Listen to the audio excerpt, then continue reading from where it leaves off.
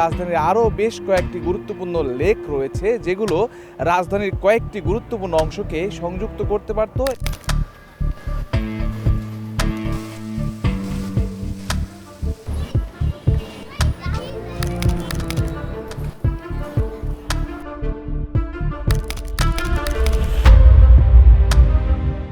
রাজধানীর বুকে যানজট এড়িয়ে চলাচল, সঙ্গে কিছুটা বিনোদন ও স্বস্তির নাম হাতির ঝিল। নাগরিক ক্লান্তি মুছে দিতে এখানে রয়েছে বিনোদন আর মনোরম পরিবেশে নৌভ্রমণের দারুণ সুযোগ। দৃষ্টিনন্দন এই প্রকল্পের পাশে দাঁড়ালে বোঝার উপায় নেই, শহরেরই খালগুলো এখন অস্তিত্ব সংকটে। 2013 সালে উদ্বোধনের পর থেকে এফডিসি মোড়, রামপুরা ব্রিজ এবং মেরুল বাড্ডা এই তিন ঘাটের মধ্যে সেতু বন্ধন তৈরি করেছে হাতির ঝিলের ওয়াটার বাস সার্ভিস। ঘন্টার পর ঘন্টা জ্যামে আটকে থাকার ভোগান্তি ঘুচিয়ে মাত্র 10 থেকে 15 মিনিটেই গন্তব্যে পৌঁছাচ্ছেন যাত্রীরা। গুলশান, বনশ্রী কিংবা বাড্ডা এলাকার মানুষের কাছে এই রুট এখন বেশ জনপ্রিয়। সবসময় এখান দিয়ে যাতায়াত করি আমরা, তাই এই রাস্তাটা একটু শর্টকাট, তো এর জন্য অল্প সময়ের মধ্যে আমার গন্তব্য জায়গায় পৌঁছে যেতে পারছি, এটা খুবই ভালো।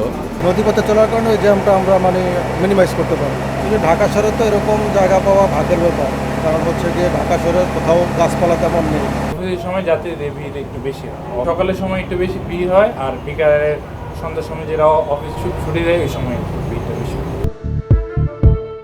হাতির ঝিল যখন আধুনিকতার জয়গান গাইছে, তখন রাজধানীর অনেক খালের অবস্থা শোচনীয়। দখল আর দূষণে কল্যাণপুর, রায়ের বাজার ও বাউনিয়া খালের অবস্থা খুবই নাজুক। মিরপুর, মোহাম্মদপুর ও ধানমন্ডিকে জলাবদ্ধতা থেকে রক্ষা করতে ঢাল হয়ে দাঁড়ানো এসব খাল পরিণত হয়েছে বর্জ্যের অভয়াশ্রমে। খালের পানি মনে করলেন আপনি যে গন্ধ লাগে এবং চলাফেরা করি, মনে করলেন ওষুধ দিলে একটু ভালো হবে, মশার ওষুধ দিলে একটু ভালো হবে। আমরা আশেপাশে থাকি, অনেক মশা এবং মশার জ্বালাই বেশি, গন্ধ এবং খালের পানি তো সবসময় গন্ধ, ড্রেনের পানি, এটা তো আপনি কার বলা লাগবে না, জীবাণু সবসময় থাকে। খাল বলতে জীবাণু। বৃষ্টিতে ব্রিজটা ভাঙ্গা জায়গা, বাসটা ভাঙ্গা যা, এটা বইরা গেলে দেখা যাচ্ছে পানি উপরে উঠা জায়গা, ময়লা কারণ যেতে পারে না, বাড়ির ভিতরে ঢুকা যা, আশেপাশের দিকে ঢুকা যা, আমরা হাঁটতে পারি না, বাজারের ভিতরে ঢুকা যা পানি।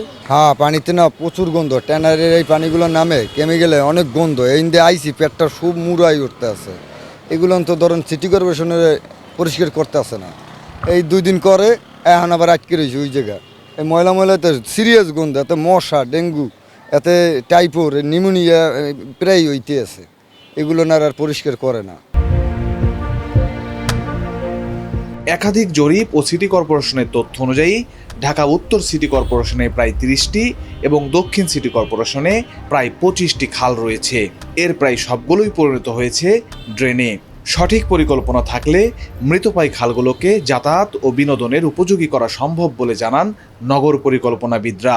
খাল তো আসলে যে কোনো শহর, সেই শহরে তো আপনার মাল্টি মডাল ট্রান্সপোর্টের অংশ হিসেবে কিন্তু আপনাকে জলপথ, সড়ক পথ এবং নৌকা, আপনি যদি বলি রেলপথ, সবগুলোকে কিন্তু ইন্টিগ্রেট করার বিষয় থাকে। এবং প্রায়োরিটির ক্ষেত্রে শুধুমাত্র সড়ক কেন্দ্রিকতা আপনাকে কোথাও নিয়ে যাবে না, আলটিমেটলি সেটা টেকসই হবে না।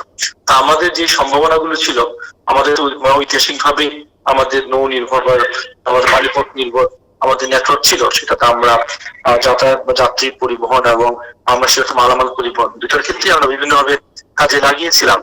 আমাদের পলিসি শিফট করেছে, আমাদের প্রায়োরিটি শিফট করেছে, এবং আলটিমেটলি আমরা সেই জলপথটাকে সেভাবে গুরুত্ব দিইনি বিধায়ী আমাদের এখন অনেক ক্ষেত্রে সড়ক পথের প্রতি নির্ভরতা, এবং যার ফলে একের পর এক এক্সপ্রেসওয়ে করে কিন্তু আমরা সামাল দিতে পারছি না।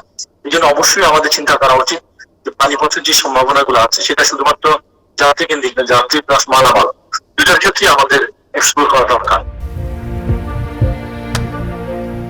যোগাযোগ বিশেষজ্ঞরা মনে করেন, ঢাকা ঘিরে একটি কার্যকর নৌপথ বা ব্লু রিভার নেটওয়ার্ক গড়ে তুলতে পারলে ফ্লাইওভার বা এক্সপ্রেসওয়ের মতো ব্যয়বহুল প্রকল্পের প্রয়োজনীয়তা কমে আসবে।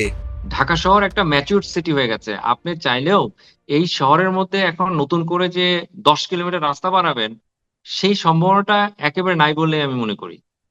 সেই জায়গায় ঢাকার আশেপাশে যে নদীগুলি আছে, একই সাথে যে খালগুলি অনেকটা বেদখলে চলে গেছে, আমার ধারণা এই খালগুলি যদি আমরা দখলমুক্ত করতে পারি এবং খালগুলিকে যদি আমরা সচল করতে পারি এবং আমার নদীর সাথে যদি আমরা একটা কানেক্টিভিটি তৈরি করতে পারি, আমার ধারণা এই ঢাকাকে ঘিরে প্রায় 450 কিলোমিটার একটা ব্লু রিভার নেটওয়ার্ক তৈরি করা সম্ভব।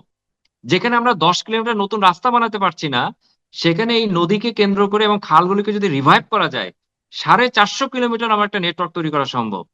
এবং এটা করতে পারলে আমার সড়কের, আমার ধারণা এখন যে পরিমাণে আমি চাপ দেখছি, 30% মানুষ নৌপথে একটা চমৎকার যাতায়াত ব্যবস্থার মধ্যে চলে যাবে। তা আমার সড়ক তো এমনিতে হালকা পাতলা হয়ে যাবে। জলাশয় পুনরুদ্ধার এবং খালগুলোর প্রাণ সঞ্চারে হাতিরঝিলের মতো আধুনিক প্রকল্প গ্রহণের পরামর্শ নগরবিদদের।